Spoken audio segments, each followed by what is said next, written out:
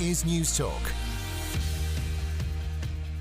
Well, let's go to one of Michael Ring's colleagues around the Cabinet table, the Minister for Disabilities, also Independent Alliance TD, Finian McGrath. Minister, what did you make of Michael Ring's comments yesterday? Good morning. Well, first of all, can I say, and I'd like to be quite clear, that I think that the debate already has begun in relation to the whole asylum process system, and also in relation to the broader issue, immigration. I think we need to face the reality that immigration is a fact of life. We are an immigrant nation ourselves historically. What has happened in Oughterard, as far as I'm concerned, was wrong. What happened in Ballinamore was wrong, and burning Martin Kenny's car was a total disgrace. So as far as I'm concerned, these issues are part of the debate, but they also have to be tackled.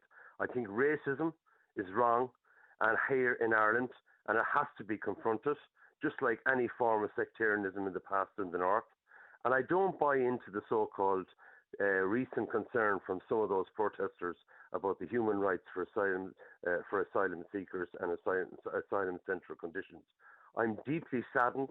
I'm deeply annoyed with the protests, because as far as I'm concerned, these people are human beings like us all. Okay. They have rights. We have international obligations. And also, what is missing from this debate is the positives of immigration is being totally overlooked in this debate. Okay. Immigration, Shane, is good for Ireland. It's great for our economy, and it's positive for rural Ireland. And this is being totally excluded from the debate. Michael Ring's comments, what did you make of them? Well, Michael Ring expressed a view about having a debate on the issue of immigration, and we're having it now, and I'm delighted to participate in it. Is it wise for politicians to make comments like that could be interpreted as a dog whistle in relation to immigration and anti-immigration? He expressed a view which I share, and I'm participating in the debate, and I'm giving him my view, and which is a very open, inclusive view. And I think that is the important part here. I do accept your point that there are some politicians that are using the issue to frighten people and also to generate votes for themselves. That is something that I do have concern. But I just know in my own sector as Minister for Disabilities, I couldn't run the services without a lot of immigrant workers. We couldn't run our hospitals. We couldn't run senior citizen services. So I just think it's essential that we come up front, we have the debate, we confront any prejudice, any form of type of racism before it gets out of control. Yeah. And in relation to, can I just comment, Shane, in relation to ACL? Yeah. In relation to ACL, I think people need to look at the facts there when it comes to this situation. The Department of Justice had hoped to transfer 13 vulnerable women to ACL Head. The hotel was to provide emergency short-term accommodation, which would be in the region of about 3 months. And yes, the ongoing process outside the hotel has blocked this. Yeah. I think that's unacceptable, and it's not in this day and age. And I know people have concerns about aspects to the direct provision system. It is an imperfect system, but I haven't seen anybody come forward with another solution. Now, that's not what Michael Ring says. Michael Ring says we didn't know who was coming. There was no consultation. You know, I think I'm paraphrasing. I can't remember his exact words, but he said, "You say 13 women. There was initially it was going to be 60 men." Well, this is part of the information that I heard, and there's absolutely no reason why the Department of Justice can't get their communication better, and that's something that the government are working on. But on the core issue, I'd have concerns about talking about consultation.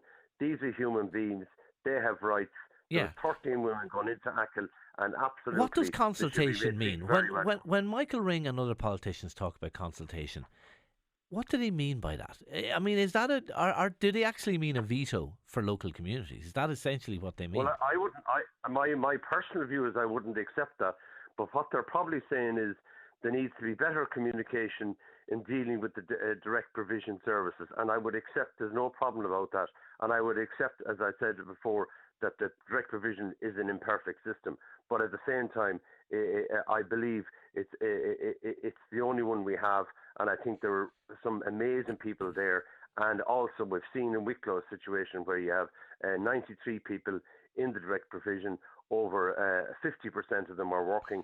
And what I want to do is I want to nail a lot of the myths about direct provision and about what's going on here, because some people are exploiting the situation, and the protesters and some politicians are exploiting the situation, and I think that's unacceptable.